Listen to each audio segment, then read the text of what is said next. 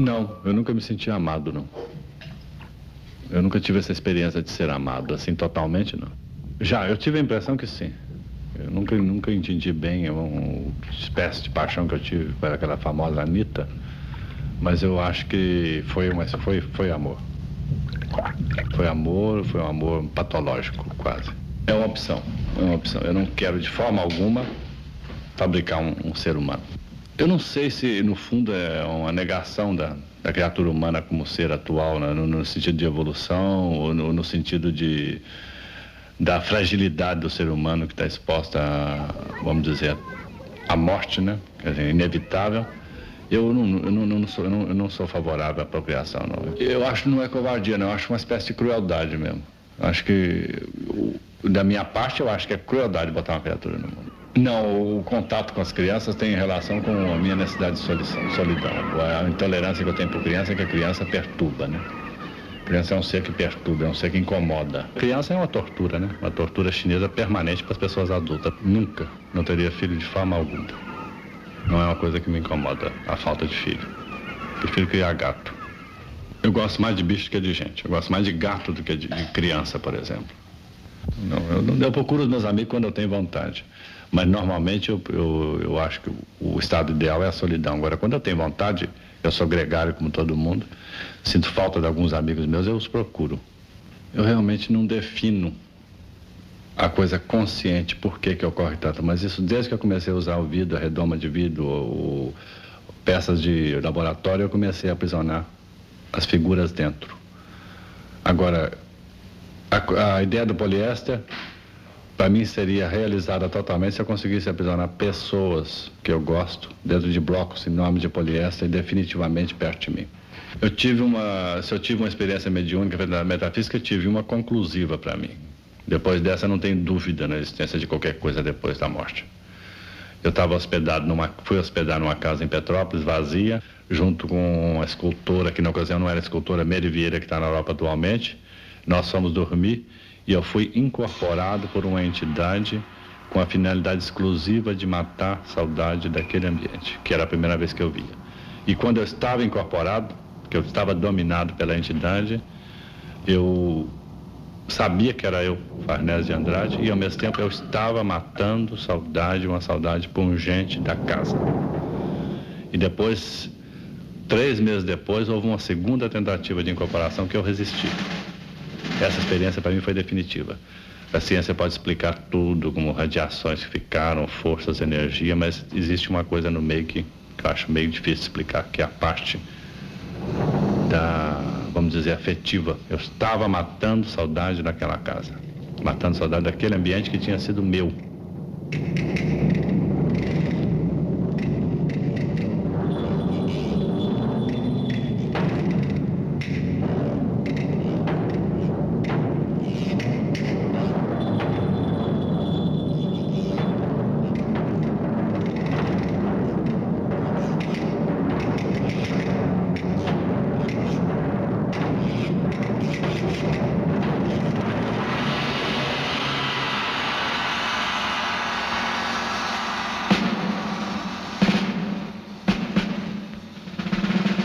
Não é impossível, não há possibilidade nenhuma de felicidade.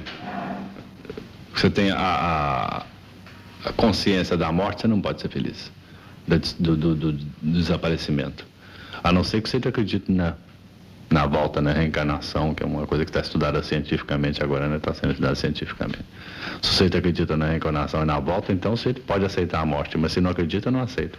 E se você não aceita a morte como uma transição, o ser humano não pode ser feliz. Quando ele tem a consciência da morte, não há possibilidade de felicidade. Marcou no sentido que eu não gostava do meu pai, eu nunca tive afinidade com ele e chorei realmente de uma maneira violenta, reagi de uma maneira violenta quando eu vi ele morrer. Mas aquela velha história, a gente não chora a morte do ser que está morrendo, a gente chora a própria morte da gente, né? A morte que a gente sabe que vai enfrentar. Naquele momento você chora, você tem o desespero, não é pela criatura que vai, é pela sua própria morte que você está vendo ali.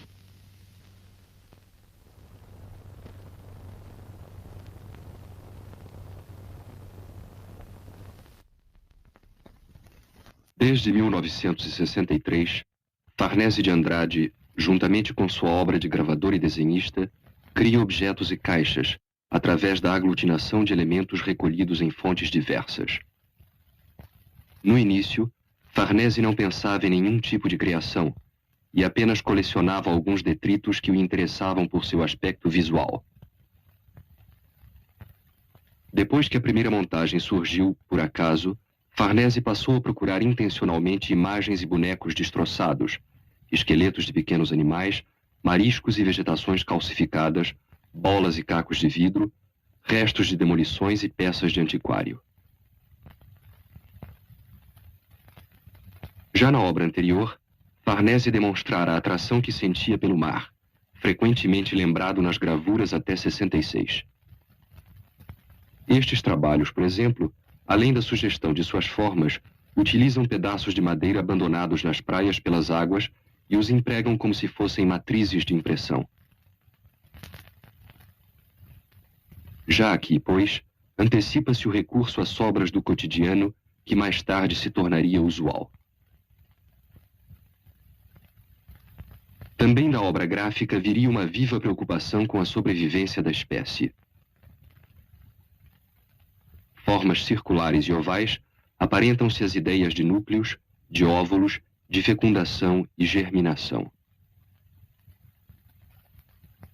Esta montagem de 1970 representa uma síntese tridimensional dos trabalhos anteriores de temática genética.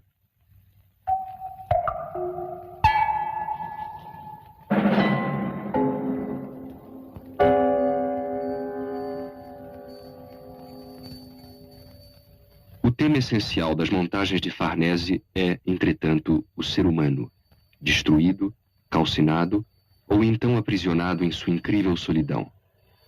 Cercado em sua casa da delicada combinação de fantasia e morbidez em vários objetos, Farnese observa e testemunha a crise principal de nosso século, a ameaça da bomba sobre o homem, a perplexidade deste diante do poder de destruição que construiu para si mesmo. Talvez nenhum artista brasileiro se tenha mostrado até hoje tão diretamente vinculado aos temas do medo e da morte, as duas contingências extremas às quais é impossível escapar. E também poucos artistas souberam integrar com tanta coerência a obra criada e a vida que estabeleceram a seu redor. Numa espécie de mitologia individual, de uso próprio, Farnese se instala e programa os valores que lhe tornam possível enfrentar o tempo e as circunstâncias em que vive.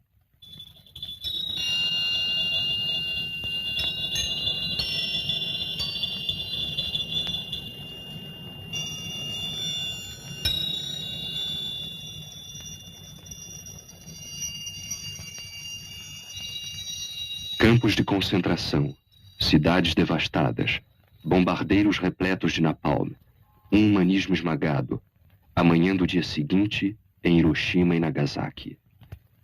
É nesta atmosfera que respiram os habitantes das caixas de Farnese. A eles se aplica um antigo paradoxo, imagens que não suportaríamos em sua existência original, depois de reelaboradas pelo artista, adquirem uma nova e positiva dimensão. E oferecem uma emoção vizinha da alegria, o prazer que resulta, por força, da beleza.